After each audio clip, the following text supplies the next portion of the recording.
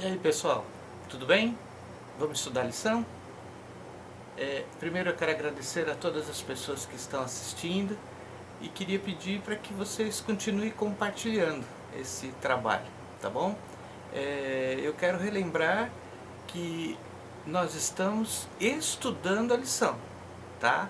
Tem muita gente que eles faz os seus comentários, você pode assistir, você pode ter a sua opinião, mas irmãos, isso não é estudar a lição.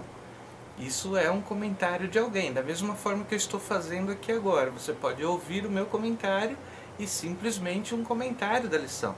O que você tem que fazer é sentar, abrir a sua lição e estudar a palavra de Deus, tá bom? Nunca se esqueça disso. Por quê? Porque o Espírito Santo trabalha no seu coração quando você estuda a lição. É bom abrir, é bom aprender, é bom ouvir as pessoas falar, é bom. Mas o melhor é você estudar a lição. Tudo bem? Quero pedir que você continue compartilhando, quero pedir que você passe essa mensagem para as pessoas e lembre-se, nós estamos estudando o livro do Apocalipse. Lembra? Essa semana nós vamos ter uma mudança radical dos acontecimentos. Por quê? Primeiro, capítulo 1 e capítulo 2,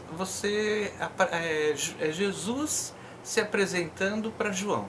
Lembra? Capítulo 1, João está na ilha de Patmos por causa da perseguição, por causa do evangelho, e de repente Jesus aparece para ele. E fala para ele, João, escreve tudo o que eu vou te falar. Capítulo 2, começamos a estudar as igrejas. Isso quer dizer que Jesus se movimentava pelo meio da história. Jesus se movimentava pelo meio do seu povo. Lembre-se, ele sempre falou e ele disse, estarei convosco todos os dias até a consumação do século. Agora nós estamos entrando no capítulo 4 e justamente no capítulo 4 nós temos uma mudança radical das coisas. Primeiramente você vê que quando você começa a ler o livro do Apocalipse, no capítulo 4, você vê que João ouve novamente aquela voz que ele conhece, que era uma voz como muitas águas, e ele fala para ele assim, João, sobe para cá que eu vou te mostrar algumas coisas que estão para acontecer. Agora, nesse momento da história, nós não estamos mais na Terra. Nós estamos tendo uma visão do céu. Nós temos uma visão justamente de alguns símbolos que nós temos que deixar que a própria Bíblia se interprete.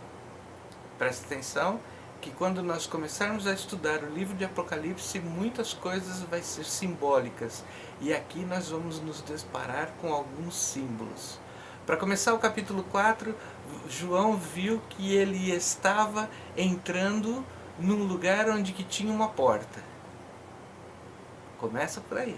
Que porta é essa? E a porta estava aberta. Justamente nesse ponto é uma representatividade do lugar aonde Deus habita. Em outras palavras, se trouxermos para a história aqui da raça humana e o movimento de Deus aqui na Terra, onde que Deus queria habitar, ele falou assim, Moisés, me faça um santuário para que eu possa habitar no meio de vocês. E justamente nesse ponto nós vamos ver a habitação de Deus. Nessa habitação de Deus tem alguns pontos onde que nós temos que levar em consideração, porque ele fala em todos os aspectos simbólicos. O primeiro é um dos mais importantes. João olha e vê o trono. Juntamente com o trono ele ainda vê algo mais importante. Ele viu alguém sentado no trono que tinha um esplendor maravilhoso, um esplendor de pedras preciosas. Ele usa ali o termo jaspe, ele usa alguns outros termos de pedra, mas ele fala que ele viu este ser que estava sentado no trono. E o trono ainda tinha algo mais importante, que era, atrás de si, tinha um arco-íris. Aí, na frente do trono, tinha 4 seres viventes. E junto do trono tinha mais 24 tronos, onde se assentavam alguns anciões. Olha quantos pontos simbólicos e olha quantas coisas estavam acontecendo. Ele ainda viu também que na mão daquele ser supremo tinha um livro que era escrito por dentro e por fora e estava selado. E ele viu todas essas coisas e ele não conseguiu entender. Acontece que nós, estudando o livro de Apocalipse, nós podemos aprender e podemos verificar em toda a palavra de Deus o que isso significa e quais são esses símbolos. Ele vai contando a história de cada um deles e no capítulo 4 ele vem justamente falando de algo esplendoroso, que era justamente o trono onde que Deus habitava. O próprio Deus estava ali com sua santidade. Todos esses aspectos nos movem para mostrar a cada um de nós que Deus é soberano, que Deus é mantenedor, que Deus é criador, que Deus está no controle de todas as coisas. Isso significa que para que ele nunca se esquecesse disso, atrás dele tinha a aliança que ele fez com Noé. Atrás ali, como um arco brilhando ao seu redor, tinha o arco-íris, como uma pedra preciosa.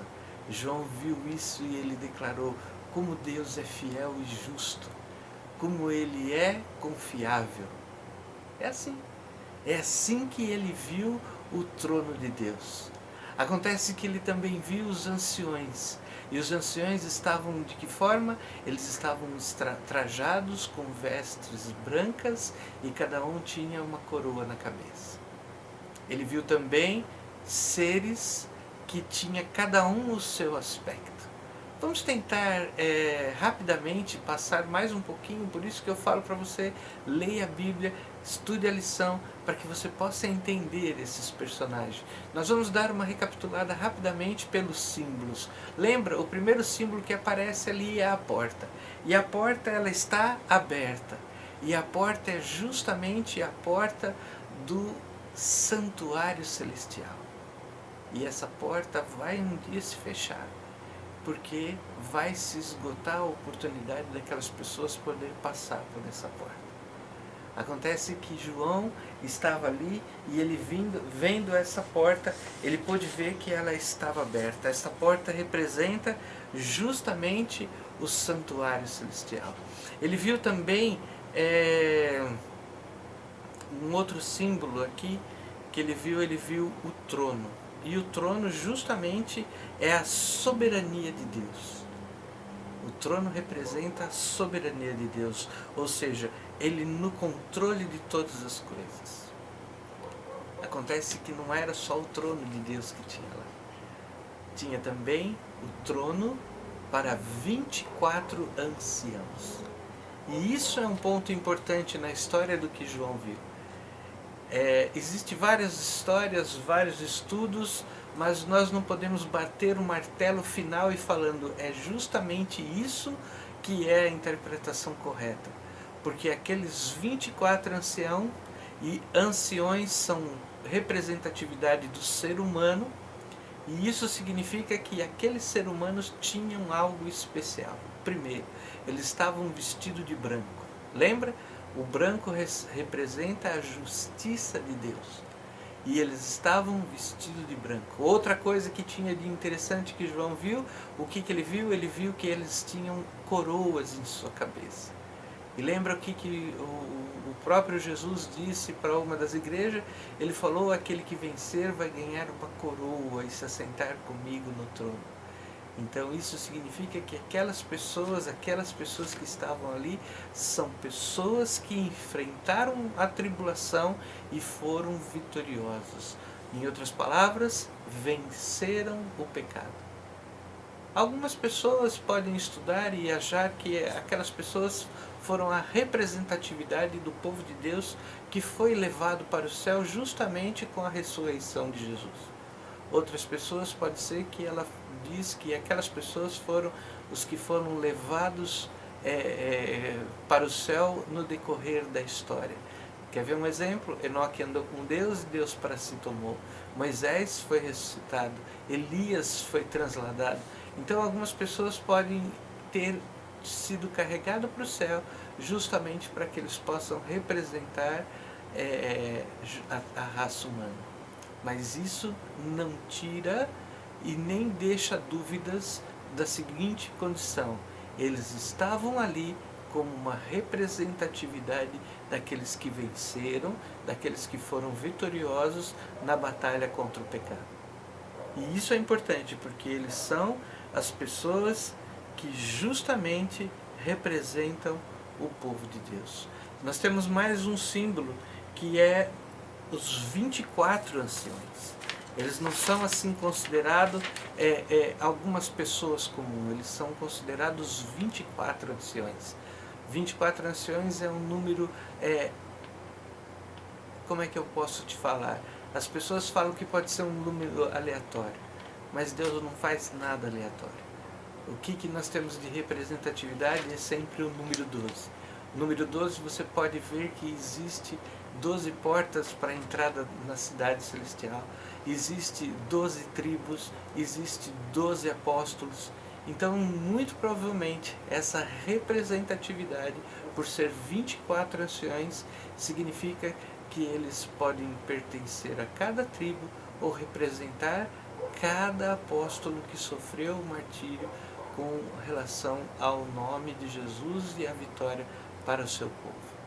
Acontece que temos outro símbolo ali, e esses outros símbolos é um dos mais impressionantes, porque esse outro símbolo aparece também em várias partes da Bíblia. Sabe, uma das partes da Bíblia que aparece esses representantes? Justamente Isaías vê eles. E esses, quando eles estão ali na presença de Isaías, eles voavam diante do trono. Agora, você quer ver um detalhe importante? Esses 4 seres viventes nada mais é do que uma representatividade da criação. Paulo, por que você fala isso? Porque eles têm a sua fisionomia, a sua aparência mostra que eles estão ali justamente para defender e assegurar que Deus está no controle de tudo.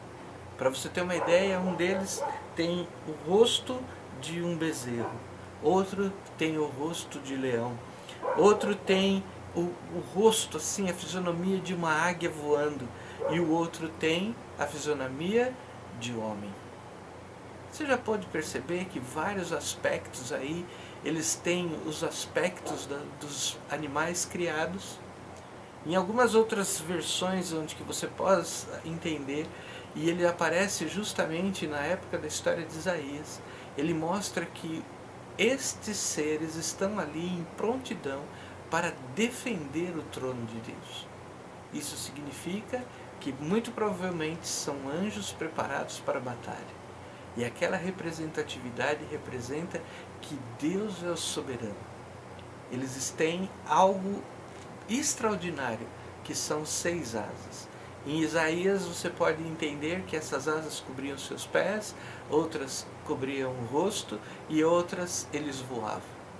Muito provavelmente na presença de Isaías eles cobriam o rosto de Deus, para que justamente Isaías não fosse fulminado pela glória de Deus. Agora, de qualquer forma, são mensageiros, e mensageiros com uma velocidade extrema para dar a informação, para levar a informação muito mais rápido de qualquer outro anjo. Lembra o anjo que visitou Daniel? Ele fala assim: quando começou Daniel, quando você começou a orar, foi-me dada a ordem de eu sair do céu para vir atender. Imagina esses anjos com 6 asas, a velocidade de informação, a velocidade para responder a mensagem que Deus tinha para passar para algumas pessoas, e justamente a velocidade de executar o que foi mandado. Esses seres são seres que ficam ali na presença de Deus, permanentemente fazendo algo especial, falando justamente que Deus é santo. Eles respondem: santo, santo, santo. Só que temos ali também mais um símbolo, e esse símbolo é muito importante. Esse símbolo é um livro. Um livro que, na visão de João, ele estava escrito por dentro e por fora. E ainda estava selado. Olha que coisa interessante. Você sabia que esse livro já apareceu na Bíblia? Se você pegar ali a história de Ezequiel, capítulo 2, versículo 9, você justamente vai ver a visão que Ezequiel teve do trono e ao mesmo tempo a visão que ele teve desse livro. A única coisa é que Ezequiel fala o que está escrito nesse livro. Ele fala que esse livro é um livro de lamento, esse livro é um livro de pranto e esse livro é um livro de ai. Você já viu quando a Bíblia fala do ai? Quando a Bíblia fala do ai é que dói. Muito provavelmente nesse livro selado estava justamente a história da humanidade. A história do conflito entre o bem e o mal, a história do conflito entre Satanás e o povo de Deus. Nós vamos aprender isso mais para frente, vamos ver a guerra que teve no céu e todas as coisas e tudo o que aconteceu.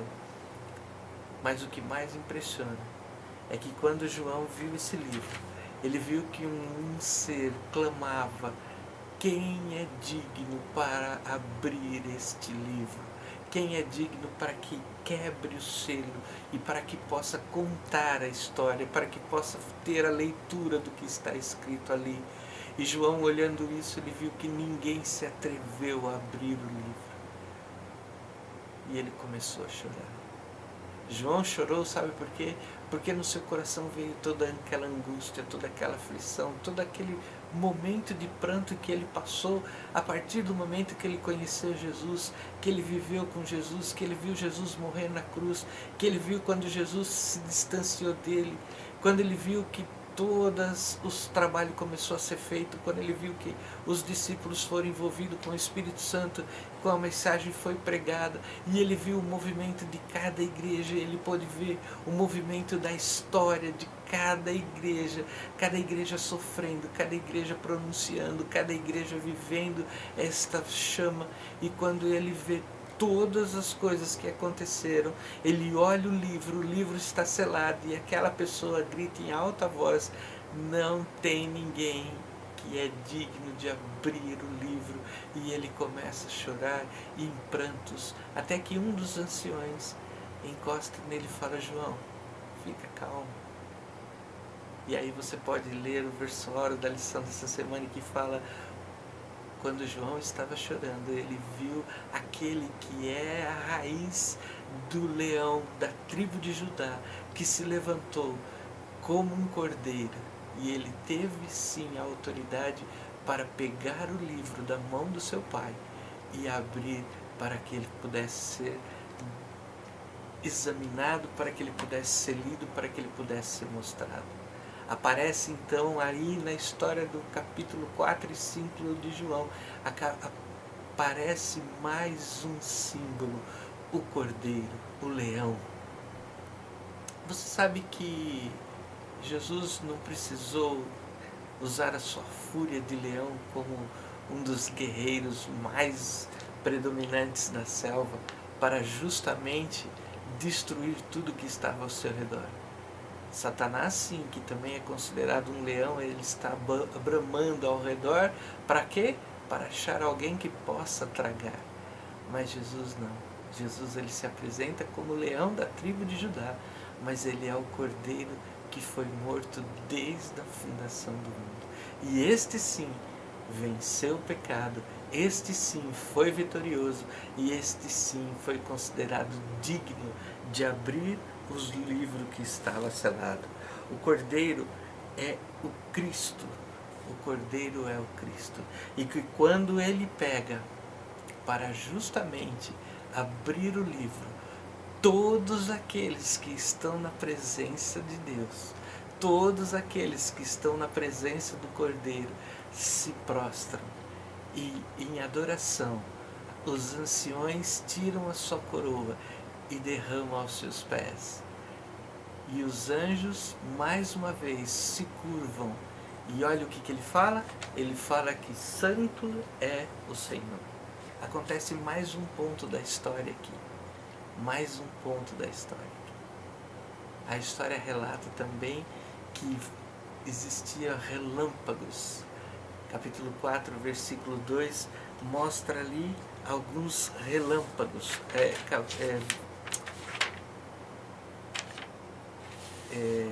Apocalipse capítulo 4, versículo 5, mostra ali alguns relâmpagos que surgem como labaredas de fogo.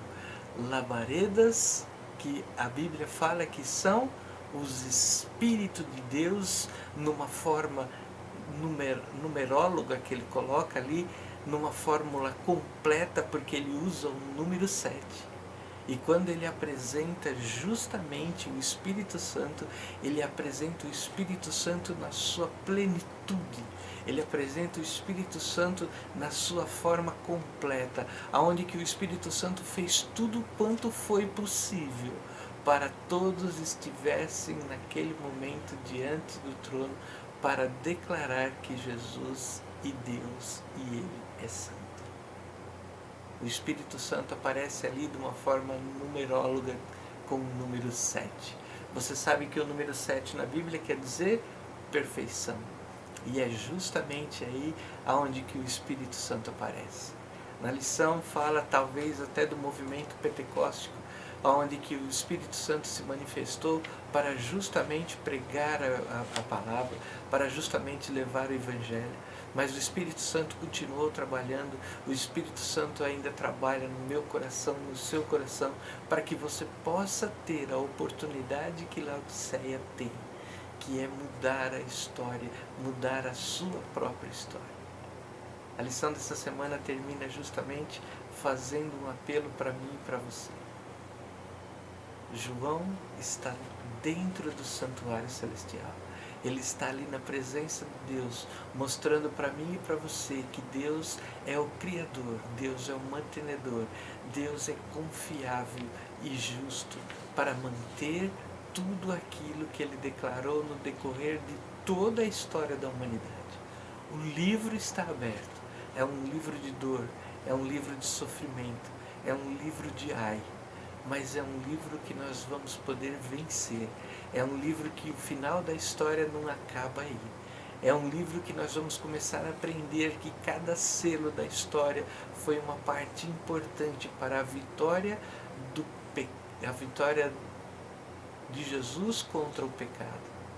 Eu quero que você entenda que hoje ainda o Espírito Santo, na sua forma perfeita, na sua fórmula completa, está trabalhando no meu coração, no seu coração, para que você possa entender a lição e possa justamente ver que Jesus é o único digno de estar no controle da minha vida e da sua vida. Por mais que a nossa vida seja de dor, por mais que a nossa vida seja de ai, Ele continua sendo o mantenedor, o construtor e justamente aquele que está aguardando, porque tudo isso Ele fez por amor. Ele fez por amor a ti, Ele fez por amor a mim, Ele fez por amor a cada um de nós. Vamos orar? Querido Deus, queremos lhe agradecer pela tua palavra. Queremos pedir que o Senhor continue nos esperando a estudar a tua lição. Queremos pedir para que o Senhor possa nos envolver cada dia para estarmos mais perto de Ti e aceitarmos esse amor, para que possamos um dia também estar prostrado diante de todos os seres do universo, falando que só Tu és digno, só Tu és santo e só Tu mereces adoração. Fique conosco, perdoe os nossos pecados, te agradecemos em nome de Jesus. Amém. Continue compartilhando, continue estudando. E lembre-se, se você conseguir, dá um joinha aí para valorizar o nosso canal, para que as outras pessoas possam conhecer também o estudo da lição. Até a próxima.